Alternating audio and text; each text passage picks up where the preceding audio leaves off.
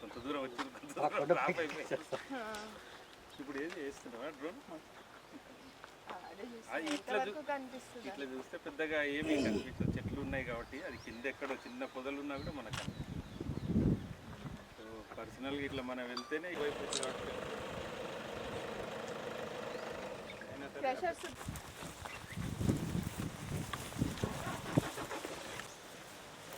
అంటే కిల్స్ కానీ ఆ బోన్స్ కానీ రిమినెంట్స్ ఉంటాయి, క్యామోఫ్లాజ్ చేయాలి.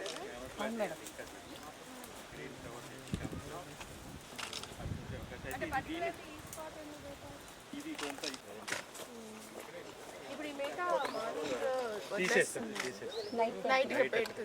మార్నింగ్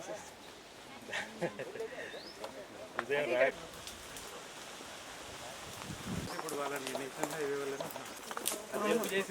వచ్చిపోయింది సార్, వచ్చిందంటే మళ్ళీ ఉందంటే మళ్ళీ పిల్లలు పక్కన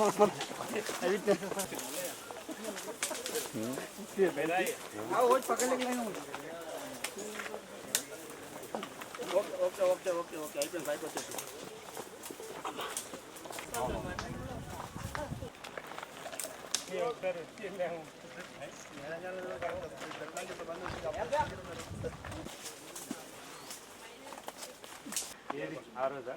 అందుకని వాళ్ళు అంతకుముందు 2 రోజులు చెప్పిన కప్స్ అది అన్నారు, ఇక్కడ కూడా ఒక కెమెరా పెట్టిస్తా, ఇక్కడ ఒకటి పెట్టిస్తే మూమెంట్ మళ్ళీ సార్ అక్కడ గణేష్ వైన్స్ వెనకాల ఒకటి పెట్టిస్తాం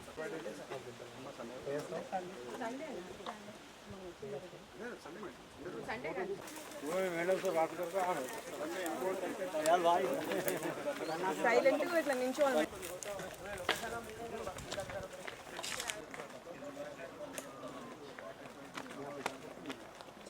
ఓకే, మనకి మహబూబ్ నగర్లో ఈ చిరుత సంచారం గురించి ఉన్న సమాచారం మేరకు లాస్ట్ 1 వీక్ 10 డేస్ నుంచి కూడా ఇక్కడ చాలా విస్తృతంగా పర్యవేక్షణ అనేది పెట్టడం జరిగింది.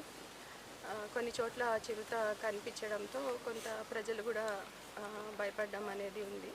సో దాని గురించి మనకి అటవీ శాఖ, పోలీస్ శాఖ, తర్వాత మన మున్సిపల్ సిబ్బంది ఇట్లాగా అందరూ కూడా ఈ సర్చ్లో పార్టిసిపేట్ చేస్తున్నారు. టీమ్స్ ఫామ్ చేసి మనకి 24/7 టీమ్స్ ఇక్కడ తిరగడం, విస్తృతంగా తిరగడం అనేది జరుగుతుంది. మీరు చూస్తున్నారు, ఆ పైన కూడా గుహలు ఉన్నాయి, అక్కడ వరకు కూడా వెళ్ళి మన వాళ్ళు చాలా రెగ్యులర్గా వాచ్ చేయడం అనేది జరుగుతుంది.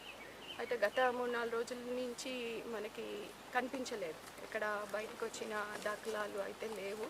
మనం ఇక్కడ బోన్ పెట్టాము, అదేవిధంగా సీసీ కెమెరాలు కూడా పెట్టారు, డ్రోన్తో కూడా ట్రై చేస్తున్నాము ఎక్కడైనా ఆనవాళ్ళు దొరుకుతుందా అని.